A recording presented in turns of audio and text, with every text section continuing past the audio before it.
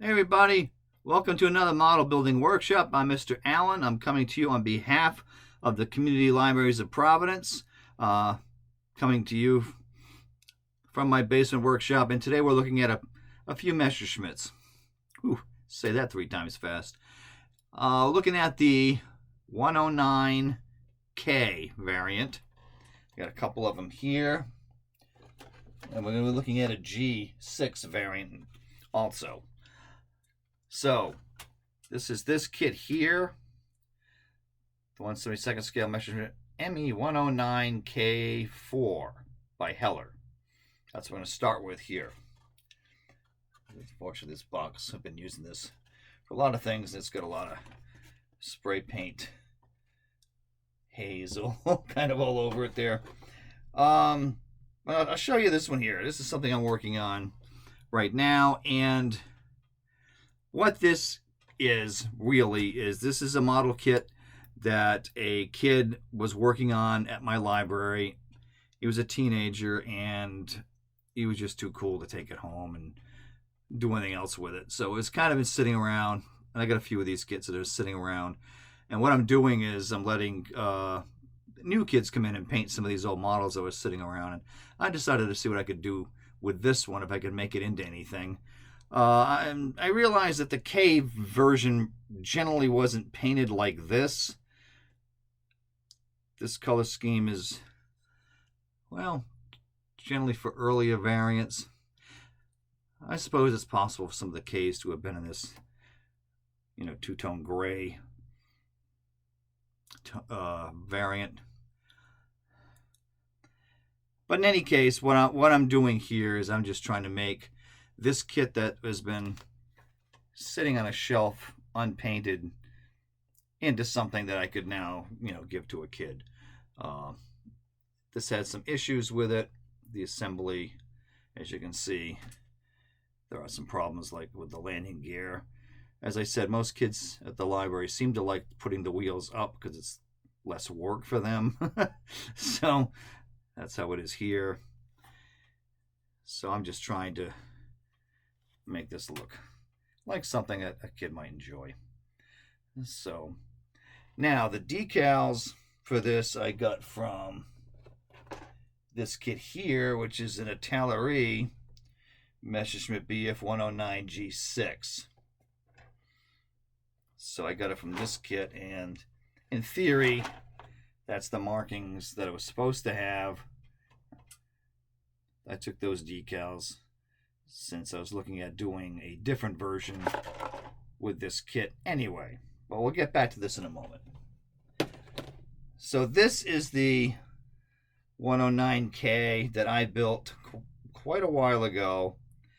This was hand painted, and it's showing signs of being in my basement for too long. The decals are not holding up. They're still holding up, actually, considering this has been decades. But they're not looking great. I'm not overly thrilled with this paint scheme that I've got here. Because it's probably, I don't know. Trying to remember what the colors were, but it shows some pretty outrageous greens on this, which I don't know how accurate that really is, considering I've got a number of books looking at different camouflage schemes for these. And I don't know, like I said, there's overspray, but it seems to have this really loud green on the side with some blotches. Yeah, for those of you out there who might know more about that paint scheme, I'd like to hear it. Yeah, the K is, in theory, the last of the line of the Messerschmitts. And I say in theory because they were still making G10s and other G variants at this time too. And the K had some differences to it from the others. But again, these are all being built kind of at the same time. This has some features that are similar to the G10, like this this thing that's hanging down here, whatever 10 of that is. Notice the bright green cross on the side, green stripe, yellow in the front. I attempted to paint that black and white spinner. I have a hard time with those, still do, all these years later. I know they have decals for that, but I find the decals to be just as complicated as painting. Haven't had any luck with those either. So one thing that's interesting with the K model is if you can see the landing craft, yeah, the landing gear doors. It's been a long day and it's really hot, so be kind. Yeah, so you can see that there's a door on the outside part of it as well. That's kind of a new thing with this late model 109. So Heller tends to be a fun company, I think. I think they go together pretty well. I think the detail is reasonable, similar to like Airfix of the time. There's a pilot in there, which is kind of interesting. Kind of like that, especially on a plane like 1/72nd scale when there's not really a whole lot of cockpit detail. I think having the pilot in there is nice. I don't know if you can really see, but at least you get, yeah, you can see enough there to get the sense that there's something there. Because without the pilot, unless the glass is really, really good, and you can see the instrument panel and everything inside, I think the pilot is better most cases because it gives you a visual, you know, something to go, oh, okay. And usually the glass isn't good enough for you to see all the problems that you had painting the figure. So it's kind of in my mind, it's a win-win. All right, so I'm going to mention this one, like I said, because I grabbed the decals from this. And the decals are not great. So, did I drop something? Yes, I did. Oh, well, we'll deal with that in a minute. As you can see, I've been very busy doing a whole bunch of different projects. So, it's a bit chaotic over here, to say the least. But the decals, even with all of the glass coat I put on it, they are silvering. There was an enormous amount of glue, white milky glue, that was with these decals, which I had to constantly keep trying to wash and, you know, add more water to try to filter out all of that glue that was on them. I don't think it's too bad on the black crosses underneath with the light blue, which I used the light blue 65, which is technically an earlier war color, but it's what I had. I just used the Tamiya sprays for this, or Tamiya, I guess I should say. This is what these are. The Tamiya spray cans for Luftwaffe, you know, the gray-green and the gray-purple, gray-violet color. That's what's on there. And I use like a dark gray for the spots. Again, hand-painted, not my favorite, but, you know, I did it like that because I thought it's quick and it'll look decent. Anyway, getting back to the Italeri kit. So we know that now the decals have some issues. What's the date on this? I don't know if it's on here. Probably should have thought of that before I started the video. But in any case, this doesn't look terribly old, but the decals have a problem. And just for point of reference, you can see the price tag on there. So I thought that was not a bad deal for this. So when it's $10 and under, I don't really whine about things when they go wrong. Because it's not like it was a big investment. And to me, I know a lot of people wonder why I'm building all these old kits. And that's part of it. Because they're inexpensive and there's the nostalgia of building something, you know, from my youth. Although this isn't, this is 1996. So I was not a youth in 1996. I'm sure you guys know that, but you can pretend you didn't know that. That's fine with me. So anyway,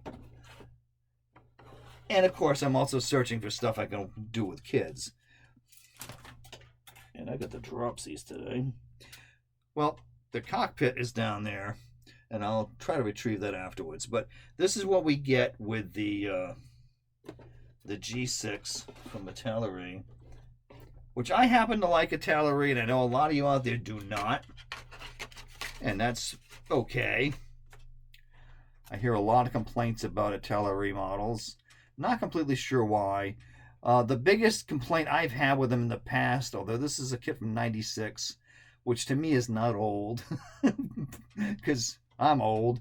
But the stuff I was building back in like the early '80s, I thought they had a lot of fragile, tiny parts, and that drove me insane, especially the tank and truck models.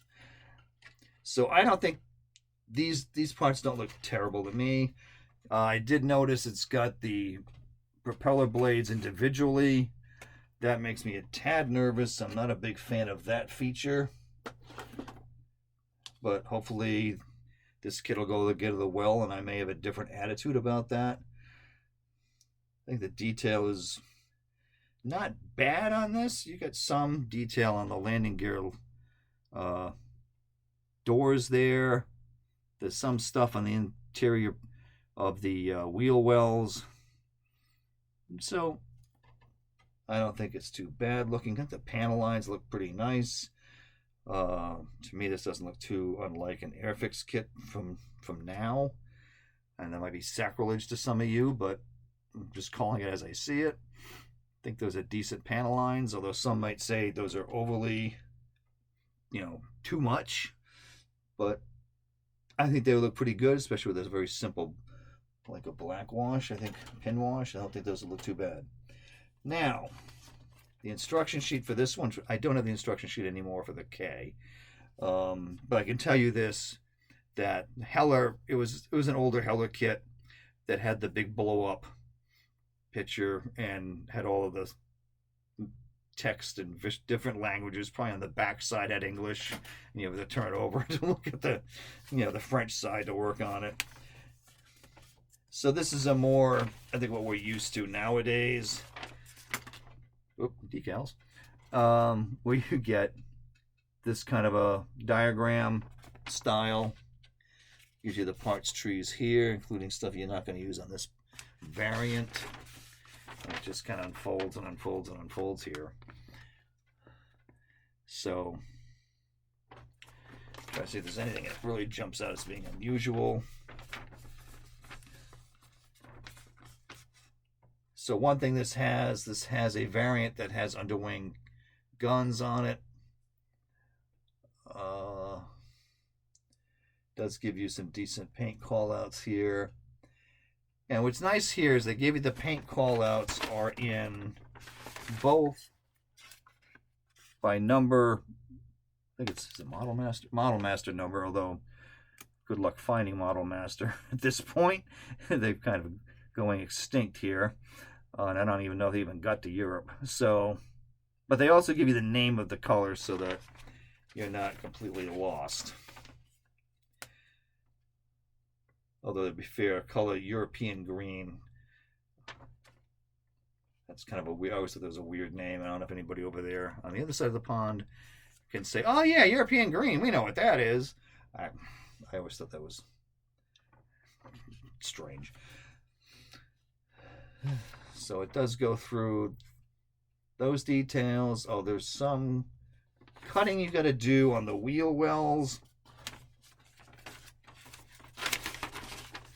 That looks interesting. I don't know if you can see that diagram in the middle of with the knife pictures to cut that open. Looks like this, the 109. So they use the same thing for many different versions. Actually, one thing I can look at right now.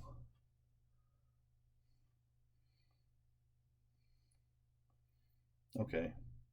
No.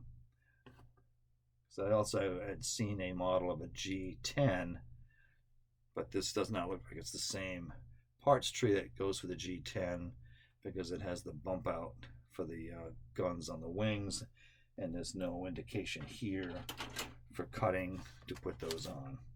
So, just a thought. So you have a version here also.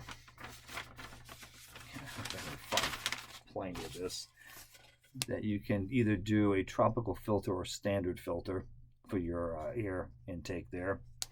So you do have some interesting options to work with here. And you have a choice of the underwing guns, or if you want to use it as a ground attack plane, you've got bomb options as well. I don't remember seeing a gas tank, underwing belly tank here. Let me look at that again. No, there is not one. That's interesting. And something else of interest I can see here is that you've got the tail pieces separate. So I guess you can use this for different ones and maybe it extended. Because I think the K might have been a longer fuselage than the G model. You feel free to correct me if I'm incorrect on that. But that was what's rattling around in my head anyway. There's a difference.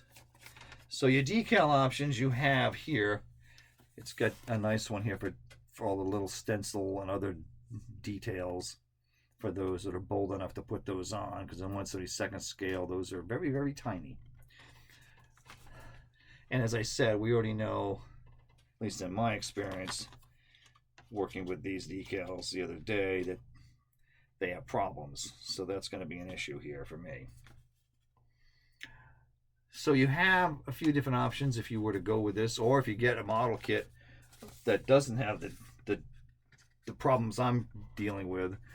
Maybe you get a set that's got a good decal sheet, might have been preserved better.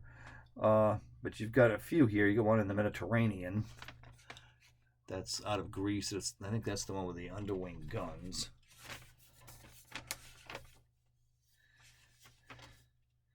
And I think that's an interesting looking aircraft. That's the one that's on the cover. I have seen this in 1/48 scale. I think it might have been a Fujimi kit. I'm not sure that has that marking option. I think that's an interesting looking plane. You have the one that I got this from, which is on the back of the box, which you looked at already, which was from Pilsen in 1945, which I believe is in the Czech Republic. Again, please correct me if I'm wrong. It's been a long day. And I'm kind of winging this, no pun intended.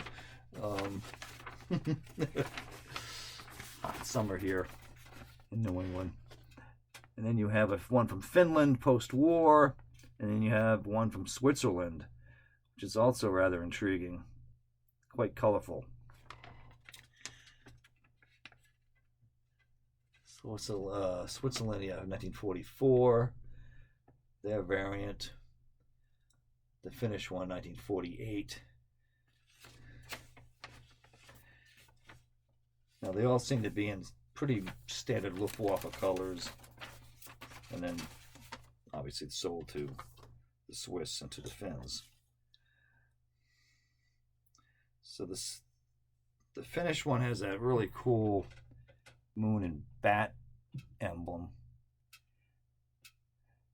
So that's the problem here. These decals are really cool looking.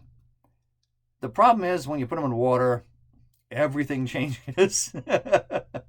So if you've got ways of working with decals that do that, then you wouldn't be intimidated by it. But I found this to be, as like I said, difficult, and the silvering is annoying. But if you got some solutions, because I tried working with the microsol, microset,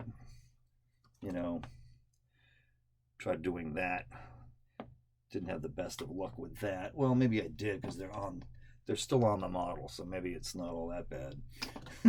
But would have liked better results. Another thing that kind of worries me when you're doing something like this, and maybe you guys have had better experience, but you notice with the Swiss markings, you have the white cross and the red circle, and you have the other ones that are just white crosses, right? Now that's going to go on like a, yeah, right. It's like fighting with a map. For those of you that know what maps are. the paper versions. Anyway, so you have to paint the underwing part here in red, but you've got to find a red that's going to match this red on the decal. And I don't know about you, but I haven't had the best luck finding a good matches for when I've had to do that.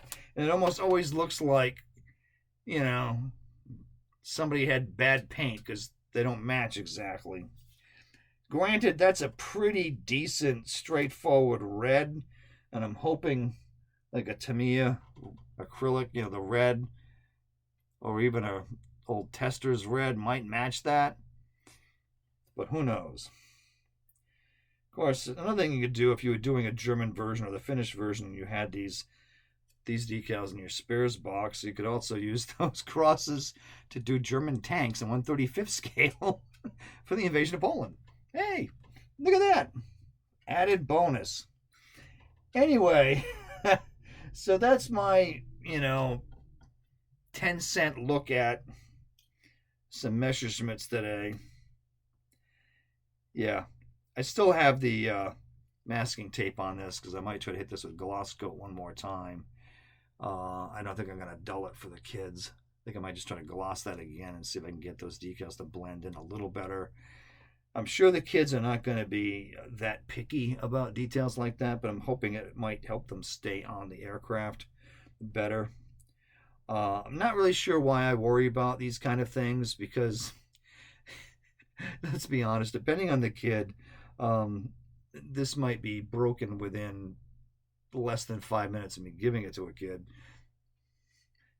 depending on the child, or maybe they'll be nice, take it home and then blow it up with a firecracker, where I don't see it happening. But in any case, it's just a hobby within a hobby, trying to salvage and save a kit that I probably should have just thrown in the garbage can. But what fun's that, right? I kind of like the challenge of seeing if I can resurrect things.